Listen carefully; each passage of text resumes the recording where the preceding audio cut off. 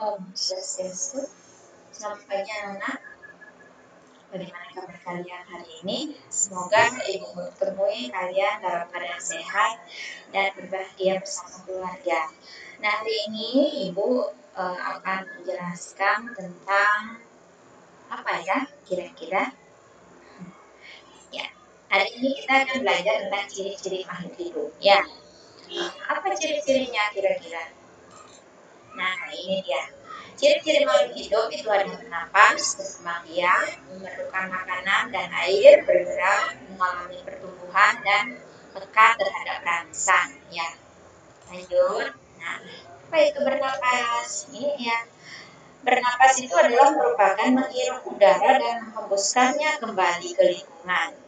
Nah, setiap saat kita bernapas menggunakan paru-paru, kita menghirup udara berupa oksigen atau CO2 yang masuk melalui hidung, kemudian diteruskan ke paru-paru, kemudian dikeluarkan kembali untuk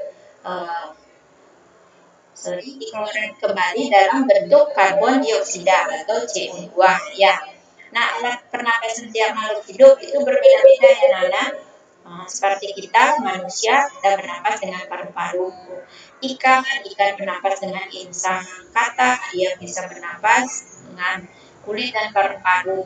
Tumbuhan dia bernapas dengan stomata atau mulut daun ya. Kemudian ciri yang selanjutnya berkembang biak. Berkembang biak itu artinya makhluk hidup dapat menghasilkan keturunan. Nah, tujuannya untuk apa? Nah, tujuan berkembang biak adalah untuk memperbanyak keturunan agar jenisnya tidak habis atau punah ya. Nah, berkembang biak ini, kalau manusia kita berkembang biak dengan cara melahirkan. Kalau hewan ada yang bertelur, kemudian ada yang melahirkan, kemudian ada juga yang bertelur dan melahirkan. Nah, sedangkan tumbuhan itu dia berkembang biak dengan cara vegetatif dan generatif. Kita lanjut ya. Ciri yang berikutnya itu bergerak. Cara makhluk hidup bergerak ya ada bermacam-macam. Nah, begitupun juga dengan alat gerak yang dimilikinya juga berbeda-beda ya. Misalnya kalau burung dia bergerak dengan sayapnya ya. Kemudian kalau kelinci misalnya dia bergerak menggunakan apa? Kaki ya. Kita manusia bergerak menggunakan kaki. Lanjut. Ciri berikutnya memerlukan makanan dan air. Nah, makanan ini diperlukan untuk sumber energi ya. Energi digunakan untuk melakukan berbagai kegiatan. Selain membutuhkan makanan, makhluk hidup juga membutuhkan minum. Tanpa makan dan minum, makhluk hidup bisa mati ya. Nah, lanjut mengalami pertumbuhan. Nah, pertumbuhan di sini yang dimaksud adalah bertambahnya ukuran tubuh menjadi lebih besar, lebih berat, ataupun lebih tinggi ya. Lanjut, makhluk hidup juga peka terhadap rangsang. Nah, contohnya pada saat kita kena lampu sorot, mata kita silau. Pada saat kita dengar bunyi yang sangat keras, kuping kita bisa sakit. Kemudian pada hewan bunglon ya, menyesuaikan warna tubuh dengan lingkungannya bisa bila dia merasa akan ada bahaya. Kemudian pada tumbuhan, contohnya daun putri malu akan mengatuk bila disentuh. Nah, ini anak-anak bisa lihat di sekeliling anak-anak ya, bisa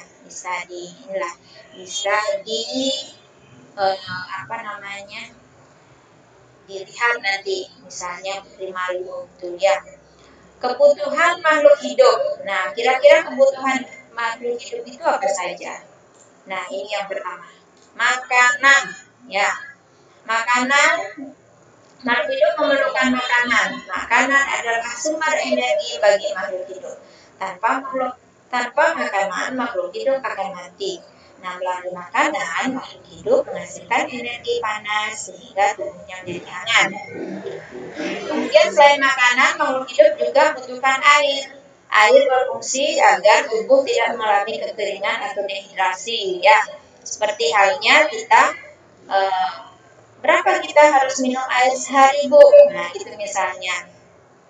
Kita harus minum air minimal 8 gelas sehari. Minimal ya. Kalau lebih boleh, Bu?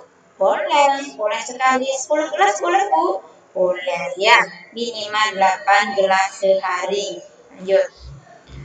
Nah, ini dia udara.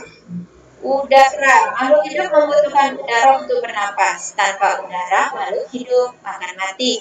Udara yang dibutuhkan makhluk hidup adalah udara yang bersih. Udara yang bersih itu artinya udara yang segar ya, yang bebas polusi.